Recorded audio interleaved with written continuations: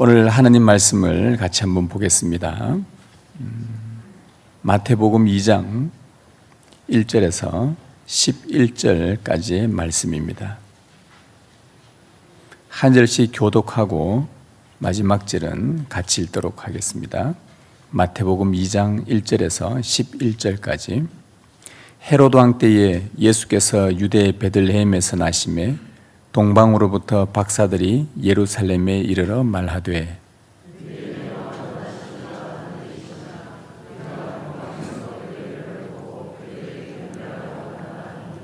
헤로드 왕과 온 예루살렘이 듣고 소동한지라.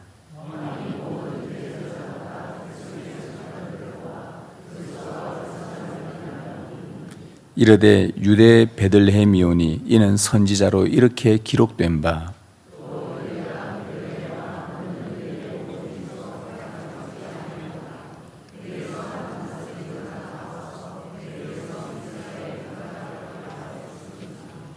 이에 헤롯이 가만히 박사들을 불러 별이 나타난 때를 자세히 묻고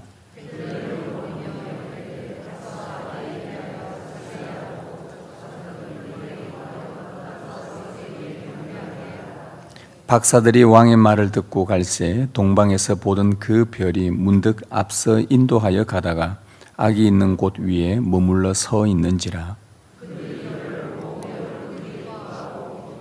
함께 읽습니다. 집에 들어가 아기와 그의 어머니 마리아가 함께 있는 것을 보고 엎드려 아기께 경배하고 보배합을 열어 황금과 유향과 모략을 예물로 드리니라. 아멘. 여러분에게 성탄은 어떤 날입니까?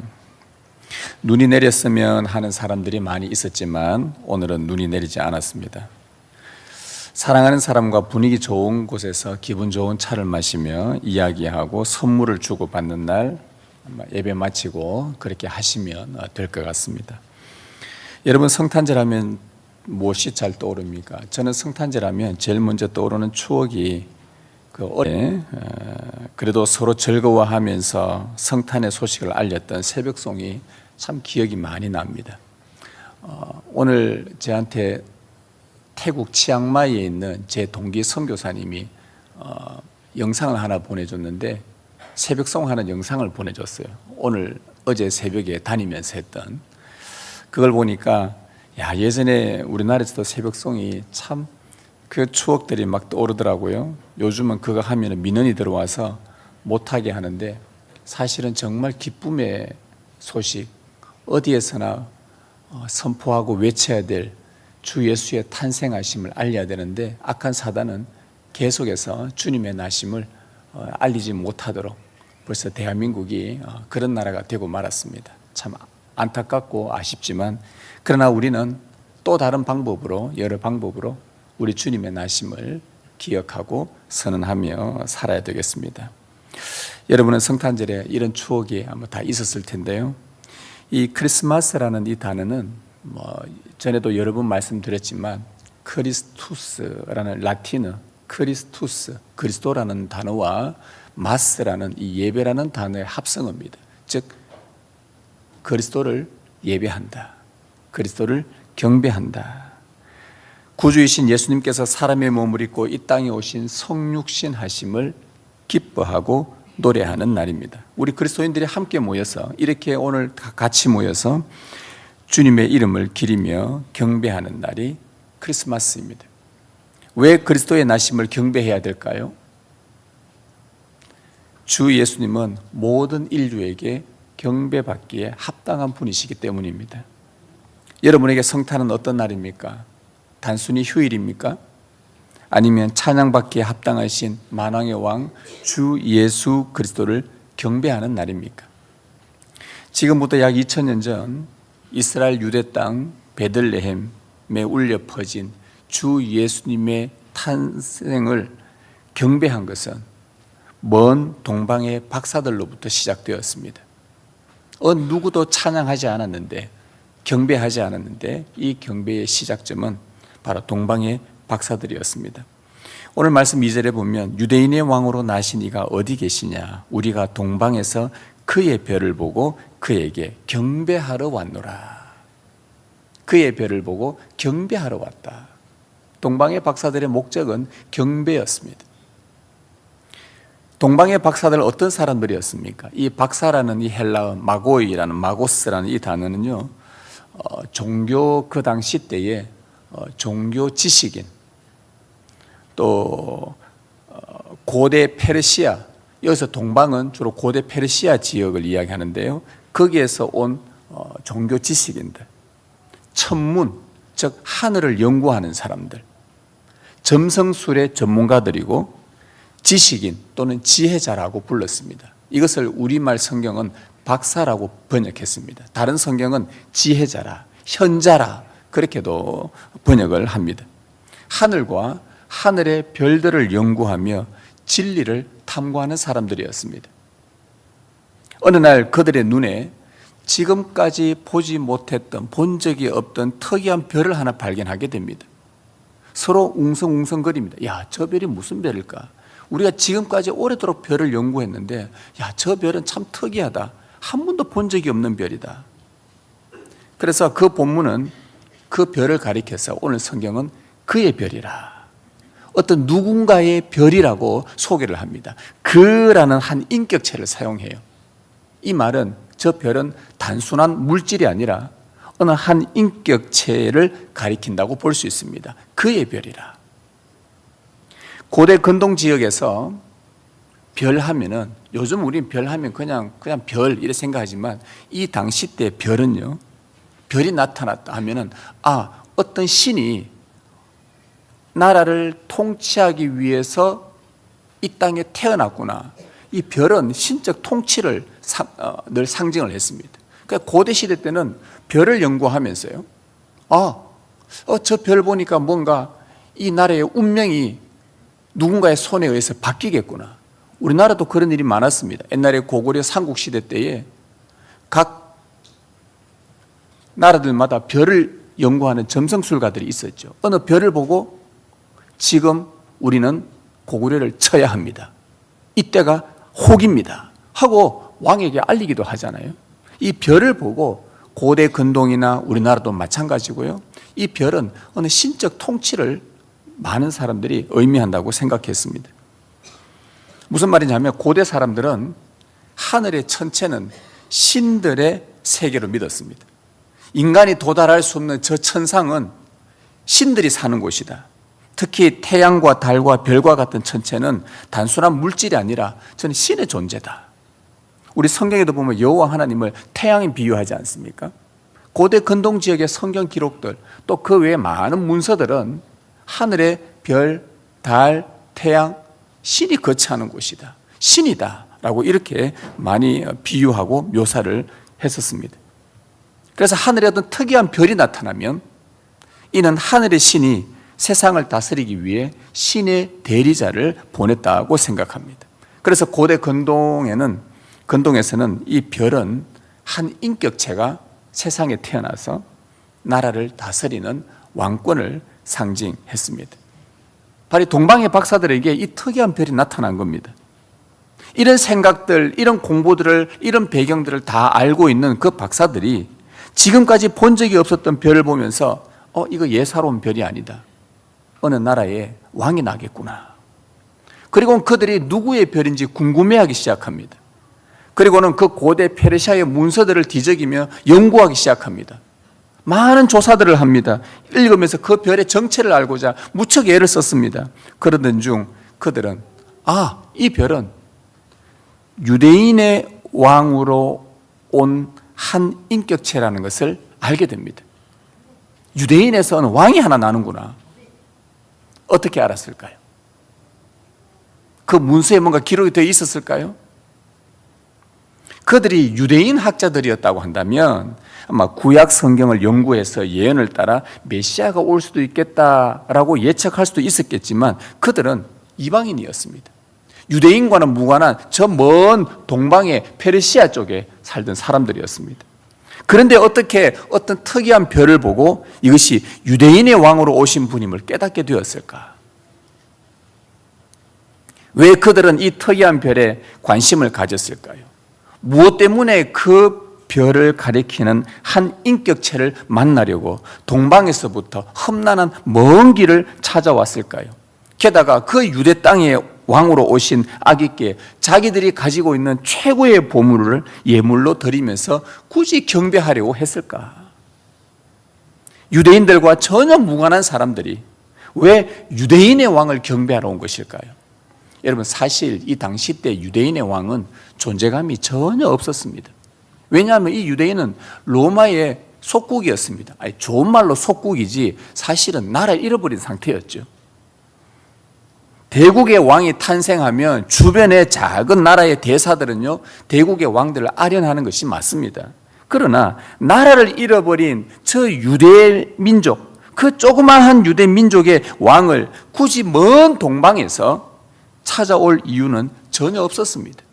자기 인생과 무슨 상관이 있었겠습니까?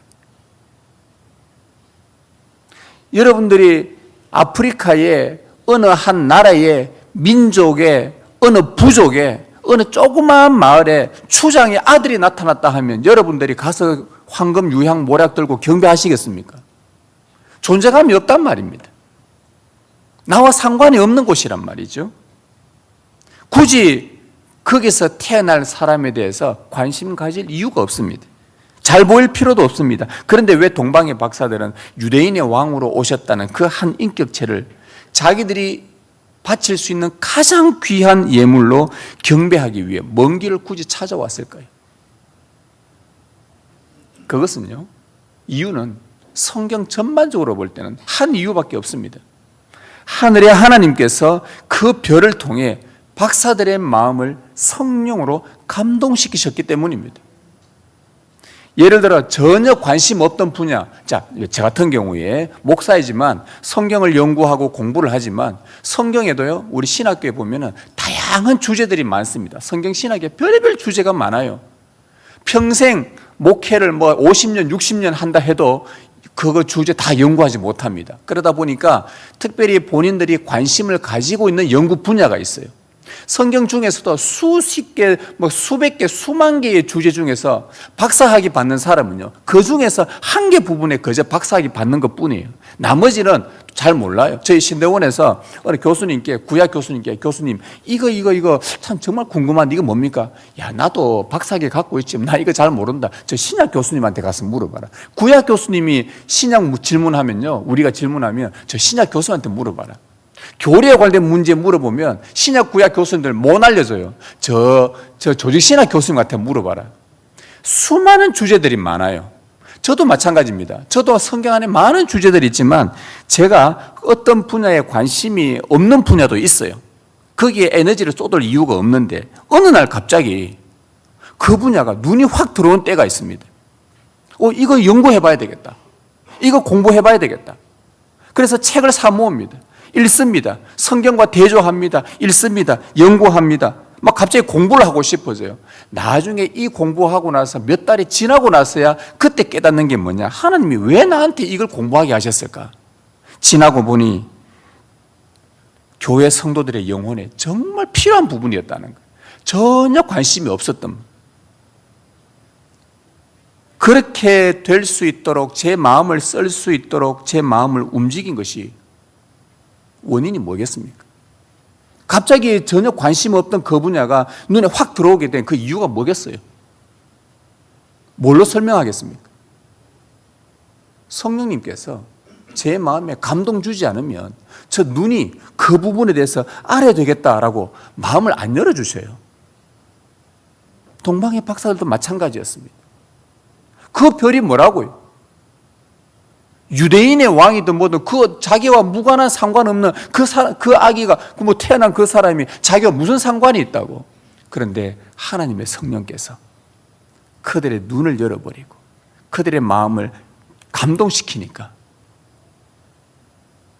자기와 전혀 무관할 거라고 생각했던 나라 잃어버린 그 유대 민족의 그 베들레헴의 그 조그만 그 작은 아기가 뭐라고 자기에게 가장 가치로운 예물들을 가지고 가서 그들에게 바칠 수 있었냐?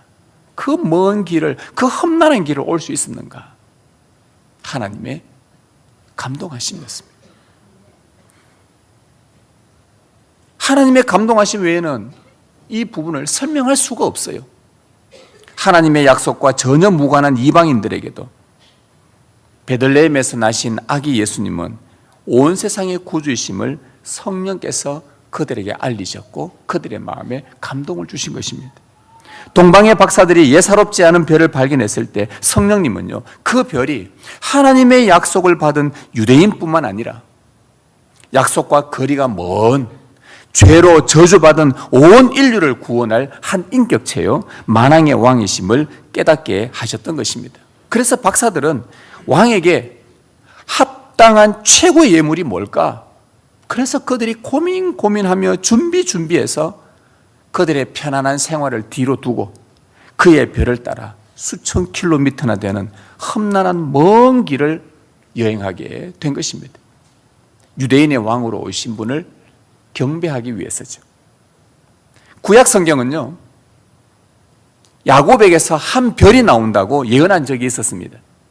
그 별은 이스라엘에서 태어날 것이고 통치권을 가지고 나라를 다스린다고 예언했습니다. 구약 성경은 그 별을 야곱의 별이라, 그리고 후에 다윗의 자손으로 오실 다윗의 별이라, 지금도 이스라엘 국기는 다윗의 별을 가운데 두고 있죠. 아직도 메시아가 안 왔다고 기다리고 있는 겁니다. 야곱에게서 한 별이 나올 것이다. 미가 선지자는 그 별이 유다 족속, 좀 더 구체적으로 베들레헴에서 태어나 왕이 될 것을 예언을 했습니다. 그러면서 미가는요, 그 왕의 정체까지도 알려줍니다. 아주 옛날 태초에 영원까지 거슬러 올라가는 그의 존재는 상고의 영혼에 있느니라. 정말 상상할 수 없는 예언이었죠. 이 민수기와 미가서에 따르면 유대 땅 베들레헴에서 나실 분은 온 세상을 다스릴 왕이고 그의 존재는 영원까지 거슬러 올라가기 때문에 단순히 사람이 아니구나라고 예상할 수 있었습니다. 그는 영원하시고 모든 존재의 시작이셨습니다. 이사야 같은 사람들은 그 별을 가리켜서 온 세상의 어두움과 캄캄함을 비출 하나님의 영광이라고 묘사했어요. 그리고 그 빛을 비추면 사방에 있는 열방의 수많은 사람들이 그 별의 빛을 보고 찾아올 것이라고 예언까지 해놓았습니다. 이 예언이 성취라도 하듯 동방의 박사들은 하나님께서 그의 별을 비추셨을 때에, 그 특이한 별을 비추셨을 때에 그 박사들이 열방에서부터 그 별을 보고 그 별이 비추는 빛을 따라 한 걸음 한 걸음 먼 길을 걸어와서 상고의 태초에 영원부터 계셨던 분, 모든 존재의 시작이셨던 분, 하늘 아버지께서 보내신 독생자 한 인격체를 경배했던 것입니다. 온 열방에 하나님의 약속을 받지 못한 저주받은 이방인들에게까지 하나님은 그의 별을 비추셨던 것입니다. 그의 별을 본 자는 누구든지 성령의 감동으로 그에게 나와 자신의 가장 가치 있는 보물을 드려 경배하게 되어 있습니다. 그의 별, 한 인격체, 다스리는 왕, 영원히 빛나는 영광, 영원부터 계신 분, 모든 존재를 시작하게 하신 분, 인류로부터 가장 가치 있는 보물로 경배받기에 합당하신 분, 온 세상을 지극히 사랑하신 하나님의 아들, 그분은 바로 우리의 구주이신 예수 그리스도이십니다. 예수님도 자기 자신을 빛나는 별로 묘사하셨어요. 요한계시록 그 뒤에 신약 성경에 구약에 예언한 대로 신약의 증거들을 보면 예수님은 이렇게 말씀하셨습니다. 나는 다윗의 뿌리요 자손이니 곧 광명한 새벽별이라. 나는 새벽별이라. 예수님을 가까이서 본 베드로도 이렇게 말합니다. 우리에게 더 확실한 예언이 있어 어두운 데를 비추는 등불과 같으니 날이 새어 샛별이 너희 마음에 떠오르기까지. 샛별이 너희 마음에 떠올라서 너희 삶을 비출 때까지. 그 샛별이신 주 예수님이 어두웠던 우리의 마음을 밝게 비추신다는 말씀입니다.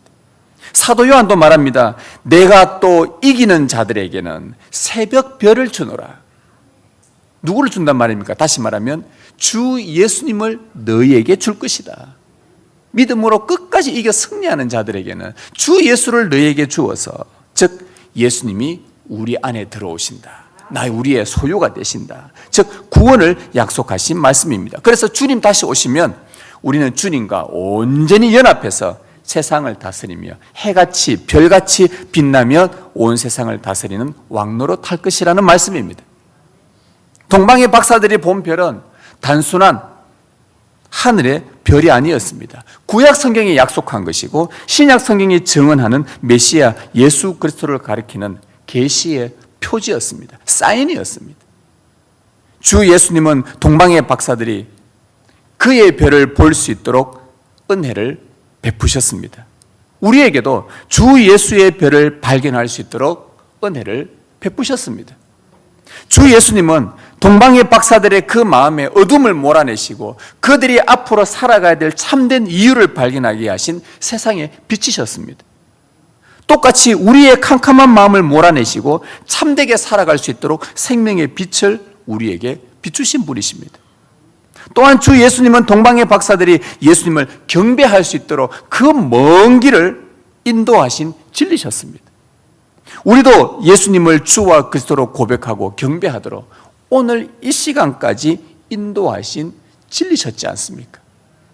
동방의 박사들이 찾은 유대인의 왕 예수님은,